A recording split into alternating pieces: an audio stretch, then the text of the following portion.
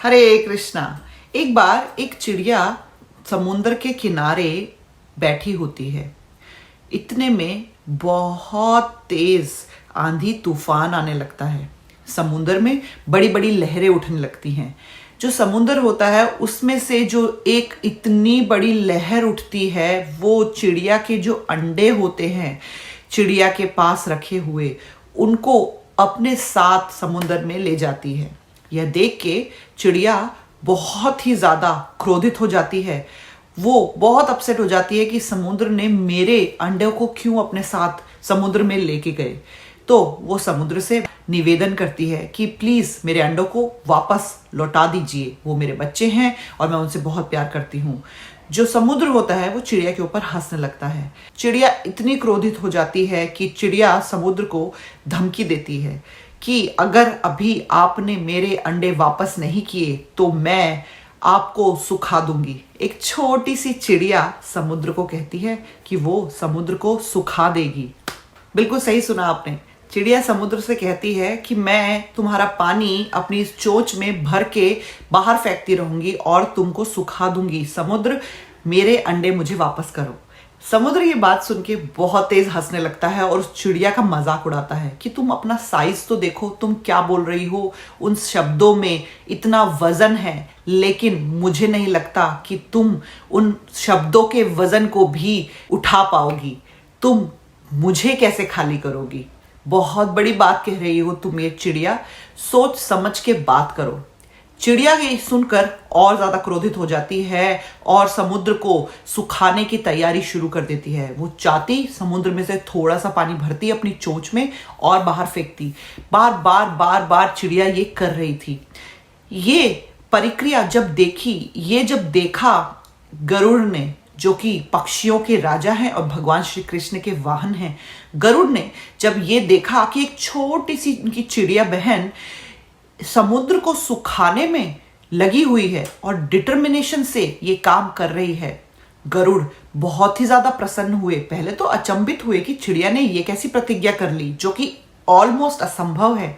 लेकिन असंभव होने के बावजूद इतनी मेहनत कर रही है वो चिड़िया, इतनी डिटर्मिनेशन से समुद्र को सुखाने की कोशिश कर रही है।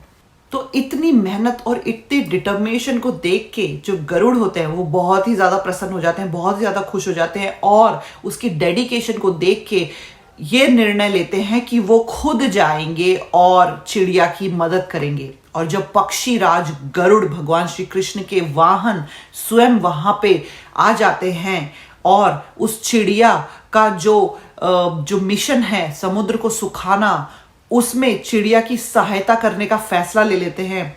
जाकर गरुड़ जी समुद्र को दोबारा से ललकारते हैं कि ए समुद्र, इस चिड़िया के अंडे जो तुमने अपने पास रख लिए हैं वापस कर दो अभी के अभी। तो जब समुद्र ने यह सुना कि पक्षीराज गरुड़ स्वयं गरुड़ देव जी यहाँ पे आ गए हैं, प्रकट हो गए हैं और चिड़िया की मदद करने वाले हैं, तो वो डर गया, वो कांप गया कि गरुड़ ने अगर ये प्रतिज्ञा ले ली तो वो मुझे निश्चय ही सुखा देंगे। समुद्र ने गरुड़ देव को प्रणाम किया और चिड़िया के जो अंडे थे वो चिड़िया को वापस लौटा दिए। इस छोटी से स्टोरी से हमें क्या समझ मिलती है? वो चिड़िया वो इतनी छोटी थी कि वो कहीं से भी मुकाबला नहीं कर सकती थी, लेकिन उस चिड़िया के साइज पे मत जाइए। उस चिड़िया का जो हौसला था, जो डिटर्मिनेशन था, जो डेडिकेशन था, जो चीज वो पाना चाहती थी अपने बच्चों के प्रति, उसका जो प्रेम था, वो समुद्र से भी कई ज्यादा बड़ा था। उसका हौसला बहुत ही ज्यादा शक्तिशाली थी, उसकी विल पावर, जिसके सामने गरुड़ को भी उसका साथ देने के लिए आना पड़ा और समुद्र को भी उनके सामने झुकना पड़ा। क्यों? क्योंकि जब चिड़िया का इतना स्ट्रॉन्ग डिटर्मिनेशन था, इतना स्ट्रॉन्ग डेडिकेशन था और इतनी ज्यादा हिम्मत उस छोटी सी चिड़िया ने दिखाई, तो उसने गरुड़ जी को अपनी तरफ अट्रैक्ट किया।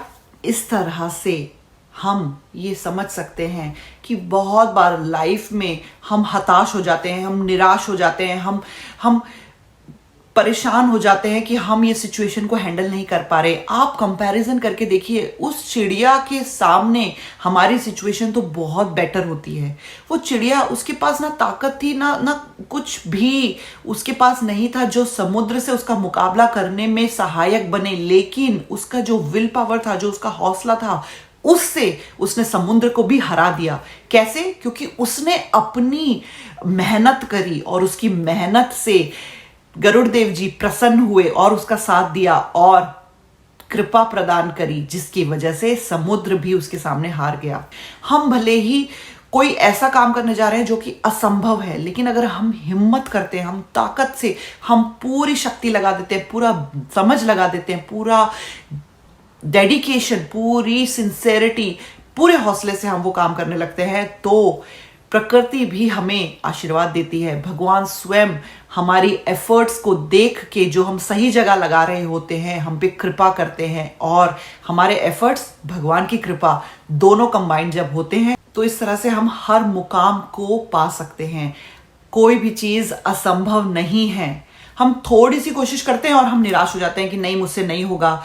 कोशिश करने से पहले ही हम निराश हो जाते हैं कि नहीं, वो तो बहुत मुश्किल काम है, क्या ये सही होगा, क्या सक्सेसफुल होंगी, क्या नहीं होंगी, क्या ये मुझसे हो पाएगा कि नहीं। वो सब कंफ्यूजन में कभी कभी तो हम कोशिश भी नहीं करते, उससे पहले ही हार जाते हैं। और यहाँ इस छोटी सी चिड़िया को तो देखिए, जो समुद्र से लड़ने चली थी। इसके मुकाबले में आप तो बहुत शक्तिशाली हैं। अगर आप मन से ठान लें कि मुझे करना ही है, अगर आप अपनी हिम्मत से कोशिश, डेडिकेशन, एफर्ट्स और मेहनत लगाएं, तो आप वो हर चीज अचीव कर सकते हैं जो आप अचीव करना चाहते हैं। तो प्लीज थक कर मत हार जाओ बिना कोशिश किए। और अगर आप कोशिश कर रहे हो तो ये मत सोचो कि मेरी कोशिश केवल इतनी ही समय की होनी थी, अब मैं कोशिश करके थक गया हूं, अब आगे मैं कोशिश नहीं करूंगा, इसका मुझे कोई परिणाम नहीं मिल रहा है।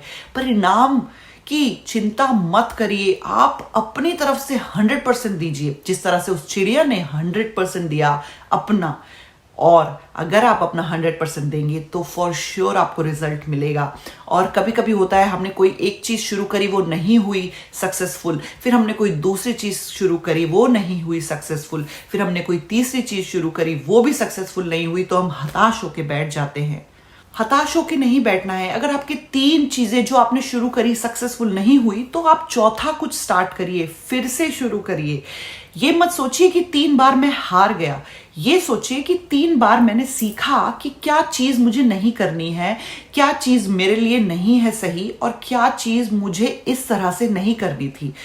वो जो आपका फेलियर है उसको भी आप अपनी सक्सेस में यूज करिए, ये समझ के कि ये जो चीजें यहां पे मैंने गलतियां करी, वो मैं अपनी चौथी बार जो शुरू करने जा रहा हूं उसमें नहीं करूं। अपने फेलियर से भी कुछ सीखिए, अपनी वीकनेस को अपनी स्ट्रेंथ बना के आगे बढ़िए। हिम्मत हार के बैठ जाएंगे तो आप वैसे ही हार जाएंगे, लेकिन अगर चलते रहेंगे तो कभी ना कभी किसी ना किसी मुकाम पे आप जरूर पहुंचेंगे। थोड़ा लेट होगा, लेकिन जब आप मंजिल को पाएंगे तो अपने आप पर बहुत ज्यादा प्राउड फील करेंगे कि आप रुके नहीं।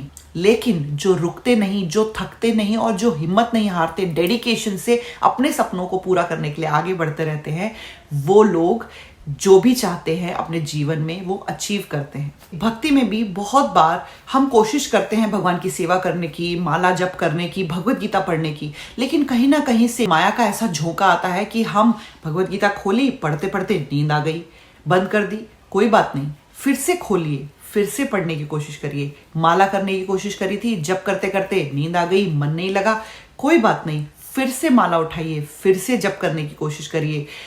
ऐसा मत सोचिए कि मेरा मन नहीं लग रहा है माला में, भक्ति में, तो मैं छोड़ देता हूं, ये मेरे लिए नहीं है। नहीं, आपको कोशिश करते रहने पड़ेगी बार बार बार बार। क्यों? क्योंकि हमारा मन भौतिक जगत की चीजों में इतना लगा हुआ है कि वो आध्यात्मिक तत्व को, आध्यात्मिक स्वाद को, हायर टेस्ट को फील नहीं कर पा रहा है, क्योंकि हमारी जबान पे पूरा भौतिक रस लगा हुआ है। तो जो हम आध्यात्मिक स्वाद है, हायर टेस्ट है, उसको टेस्ट नहीं कर पा रहे हैं। क्या करना पड़ेगा हमें? बार बार अपने आप को स्पिरिचुअल जो टेस्ट है, स्पिरिचुअलिटी से परिचित कराना पड़ेगा। धीरे धीरे धीरे जो मन आपका भी दुश्मन है वो आपका दोस्त बन जाएगा। जैसे एक डायबिटीज के मरीज को ये कहा जाता है कि उन्हें मीठा नहीं खाना है, लेकिन अगर वो गन्ने का रस पिएंगे तो जो गन्ने का रस है वो उनके लिए मेडिसिन है। जब वो गन्ने का रस पीते हैं तो क्योंकि उनकी जो टंग होती है उसमें इतना बाइल सिक्रीशन हुआ होता है और उससे पूरी कोटिंग हो रखी होती है, उनको गन्ने का रस कड़वा लगता है, उनको वो स्वाद फील नहीं होता है क्योंकि उनको डिजीज है, वो बीमारी में है। तो जब वो गन्ने का रस पीते हैं तो उनको स्वाद नहीं लगता है, मीठा नहीं लगता है, कड़वा लगता है, तो वो पसंद नहीं आता है, वो चाहते हैं नहीं मुझे नहीं पीना है। लेकिन डॉक्टर कहता है गन्ने का रस पियो, तुम्हारे लिए अच्छा है, तो वो डॉक्टर की बात मान के नाक बंद करके पीते हैं पीते हैं पीते हैं। धीरे धीरे क्या होता है, उस गन्ने के रस से, क्योंकि वो एक दवा का काम करता है, जो जीभ पे बाइल सिक्रीशन जो जमा हुआ है वो निकल जाता है, वो परत हट जाती है।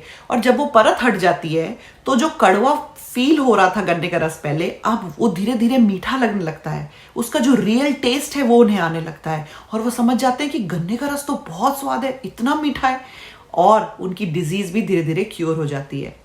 कहने का मतलब यहाँ पे क्या है कि जब शुरू शुरू में हम माला करते हैं, भक्ति करते हैं, भगवान की सेवा, भक्तों का संग, भगवत गीता पढ़ते हैं, तब हमें कड़वा लगता है, हमें नहीं मजा आता है। क्यों? क्योंकि भौतिक रसों ने हमारे ऊपर एक कोटिंग कर रखी है। लेकिन जब धीरे धीरे डॉक्टर के कहने पर कि ये तुम्हारी हेल्थ के लिए अच्छा है तो गन्ने का जूस कंटिन्यू पीता रहता है, उसी तरह से भगवान श्री कृष्ण ने भगवत गीता में कहा है कि भक्ति करो, मेरी शरण में आओ, जिससे कि तुम इस मनुष्य जन्म को सफल बनाओगे और मेरे भगवत धाम वापस आ पाओगे। जो आत्मा और परमात्मा का जो कनेक्शन है जो कि लॉस्ट हो चुका है, उसको हम वापस रीएस्टैब्लिश कर पाएंगे। उसके लिए हमें क्या करना है, क्या बताया हमें डॉक्टर ने?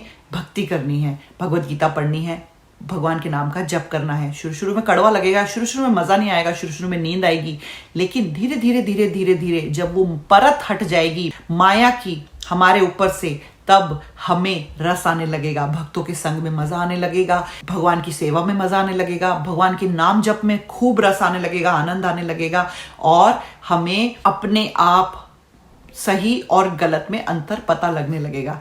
हम अपने आप खुश होके आनंद से भक्ति करने लगेंगे। शुरू में हमें दवाई की तरह इसको स्टार्ट करना है, अगर मजा नहीं भी आ रहा है तो भी करना है, लेकिन धीरे धीरे धीरे धीरे अपने आप हमें भक्ति में रस आने लगेगा। किसी चीज की वजह से अगर आप बार बार हार रहे हैं तो हताश मत होइए, ये समझिए कि इस हार से मुझे कुछ सीखना है और फिर जीत की तैयारी करनी है और आगे बढ़ना है। और ये बात का जरूर ध्यान रखना है कि हमारा जो मेन मोटिव है वो है भगवान की भक्ति करना, इस मनुष्य जन्म को सफल बनाना।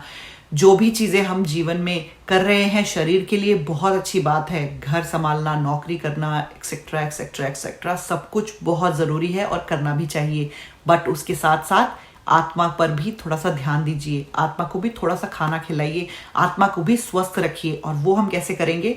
भगवान के नाम का जप करके, भक्ति करके, भगवान की सेवा करके, भक्तों का संग करके, भगवत गीता पढ़ के। तो जो मेन उद्देश्य है मनुष्य जन्म का, उसको मत भूलिए। उसके साथ साथ बाकी जो भी आप कर रहे हैं अपनी प्रिस्क्राइब ड्यूटीज को पूरा करने के लिए, वो करते रहिए, कंटिन्यू करिए, कुछ भी छोड़ना नहीं है, हारना नहीं है, हताश नहीं होना है, हिम्मत को छोड़ना नहीं है, मेहनत करती रहना है, एफर्ट्स डालते रहना है, ताकि हमारे एफर्ट्स से प्लीज होके भगवान हम पे कृपा करें और हमें भक्ति प्रदान करें। तो अगर अभी तक आपने चैनल को सब्सक्राइब नहीं किया है तो प्लीज चैनल को सब्सक्राइब करें, ताकि मुझे मोटिवेशन मिले और वीडियोस बनाने के लिए, और चैनल को मिलेगा appreciation. Thank you so much for watching, stay tuned, Hare Krishna.